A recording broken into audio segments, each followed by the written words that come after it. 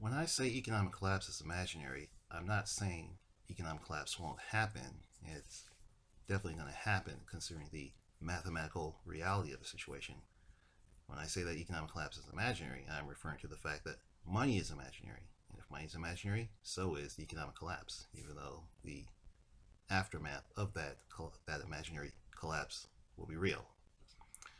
And since money is imaginary, I can confirm this by looking at what you might call other cultures and such.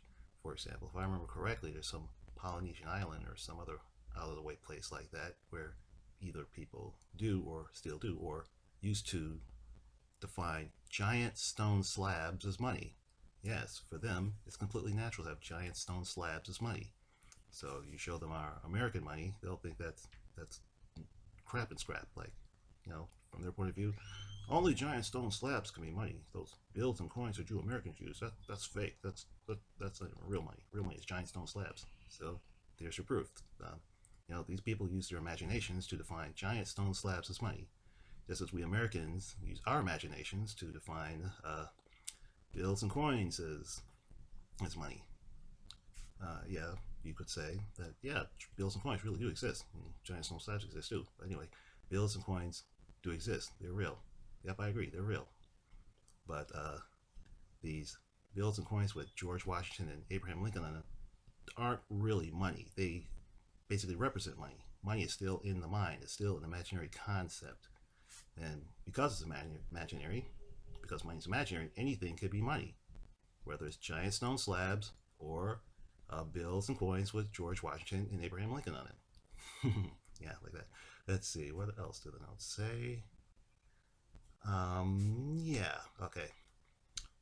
I think I more or less proved my point that money is imaginary, and here's something that will further confirm that assertion. And to that, and on that, I like to bring up what Jacque Fresco said about the Great Depression. Here's what Jacque Fresco said about the Great Depression. Okay, he said that the world during the Great Depression was exactly the same as it was before the Great Depression. The only difference was that people didn't have money.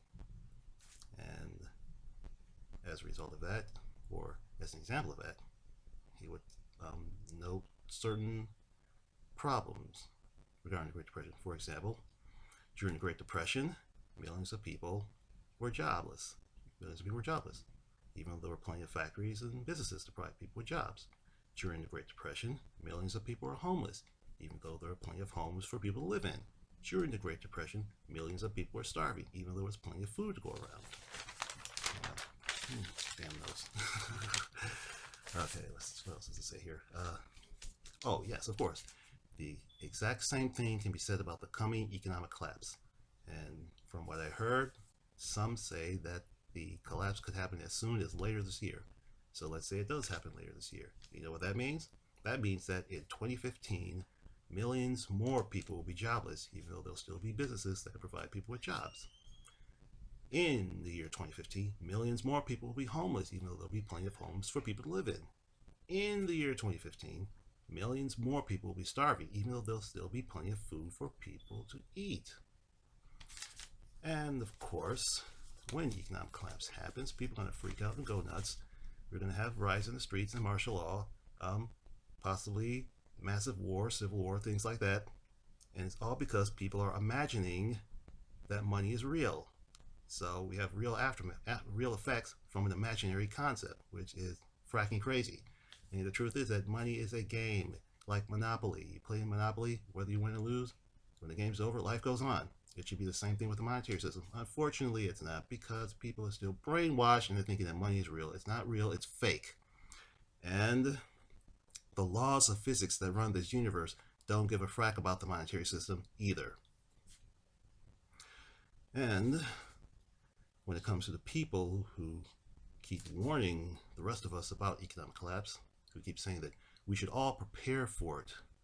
You don't prepare for it, you don't suffer. You have to buy my stuff that'll help you prepare for economic collapse.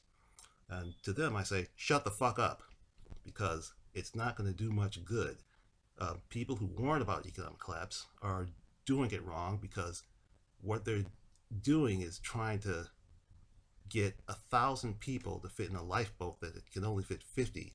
So, as things are, everybody will not be able to survive economic collapse. You can't save everybody. But more to the point, I get the impression that these people are these doomsayers and preppers or whatever are warning people about economic collapse so that they themselves can make money off of it. So they'll sell you their stuff.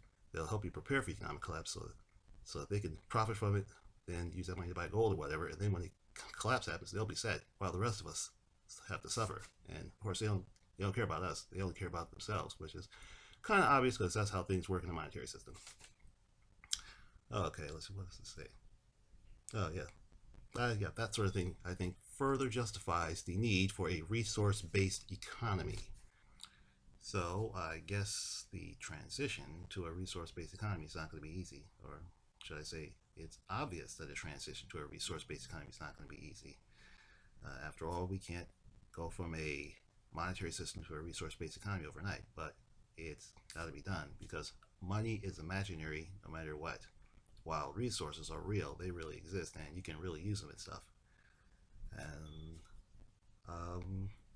as we all know, most people are still stuck in the monetary system, still stuck with a monetary mentality.